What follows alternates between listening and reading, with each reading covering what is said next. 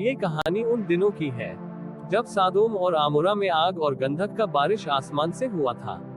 उस समय सादोम और आमोरा के लोग उस आग से जलकर खाक हो गए, लेकिन परमेश्वर ने सिर्फ एक ही परिवार को बचाया था।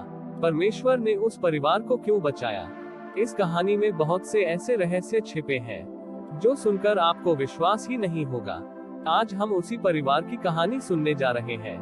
कहानी को पूरा सुनने के लिए वीडियो के आखिर तक मेरे साथ बने रहें।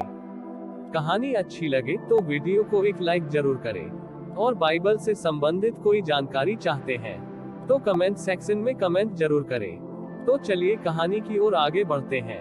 प्रिय मित्रों, यह कहानी शुरू होती है सदोम और अमोरा से, दो ऐसे नगर जो धन, ऐशो आराम और पाप में डूबे हुए थे।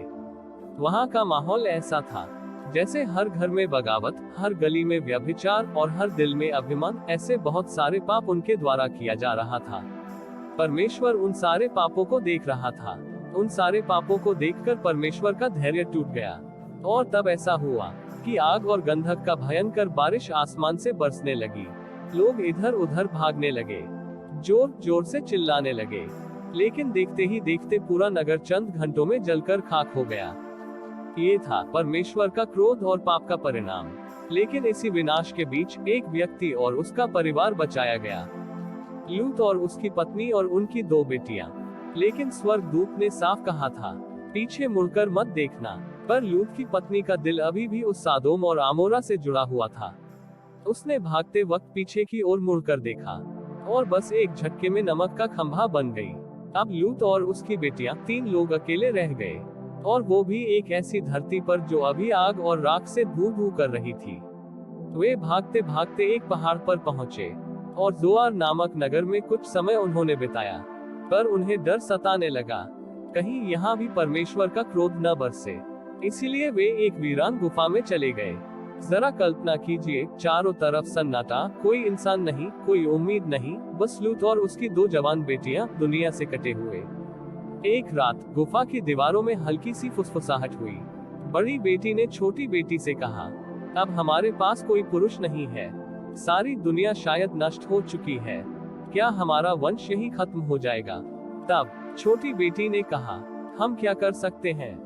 बड़ी बेटी ने जवाब दिया, हमारे पास एक ही उपाय है, हम अपने पिता को दाख मधु पिलाएंगे और फिर पिता के द्वारा संतान का उत्पत्ति करेंगे।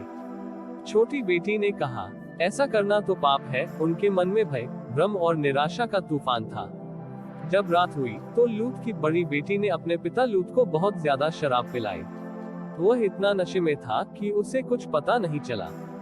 बड़ी बेटी ने उसके पास जाकर सो गई और अपने पिता से संबंध बनाई ताकि संतान की उत्पत्ति हो। दूसरी रात को छोटी बेटी ने भी दोहराया। दोनों रातों में लूत कुछ नहीं समझ पाया, उसका होश शराब ने छीन लिया था। कुछ महीनों बाद दोनों बेटियां गर्भवती हो गईं। यहाँ से एक अनोखी वंशावली की शुरुआत हुई। बड़ी बेटी ने एक बेटे को जन्म दिया, नाम रखा गया मोआब। वह आगे चलकर मोआबियों का पूर्वज बना। छोटी बेटी ने भी एक पुत्र को जन्म दिया, नाम रखा गया बेन अम्मी। वह अम्मोनियों का पूर्वज बना। ये थी कहानी लूत और उनकी दो बेटियों की। आज भी जब हम बाइबल पढ़ते हैं तो ये दो राष्ट्र बार बार इसराइल के सामने आते हैं, कभी मित्र की तरह, कभी शत्रु की तरह। प्रिय मित्रों, आपके मन में एक सवाल जरूर उठता होगा, क्या यह परमेश्वर की योजना थी? बिल्कुल नहीं। परमेश्वर ने यह मार्ग नहीं दिखाया था, यह इंसानी डर और सोच का परिणाम था। लेकिन बाइबल इस घटना को छुपाती नहीं, बल्कि सच्चाई के साथ बताती है, ताकि हम इससे सीख सके, न कि नकल करें। अब इस कहानी में आता है एक चौंकाने वाला मोड़। रूत, जो एक मोआबी स्त्री थी, उसने यहोवा पर विश्वास किया। वह बोअज से विवाह करती है और उनके वंश में जन्म लेता है दाऊद राजा, और आगे चलकर उसी वंश से यीशु मसीह का जन्म हुआ। प्रिय मित्रों, इस कहानी से हमें कई गहरे संदेश मिलते हैं। भय में कभी निर्णय न ले, डर हमें गलत रास्ते पर ले जाता है। पाप करना कभी समाधान नहीं होता। जब रास्ता न दिखे तो घुटनों पर आकर प्रार्थना करें, परमेश्वर ही हमें सही मार्ग दिखाएगा। अगर आपका अतीत कितना ही अंधकार में क्यों न हो, यीशु मसीह आपके जीवन के अंधकार को मिटा देगा। परमेश्वर इस कहानी के माध्यम से हम सबको इतनी ज्ञान और बुद्धि दे कि हम किसी भी समस्या का सही निर्णय ले सके। आमीन। God bless you all.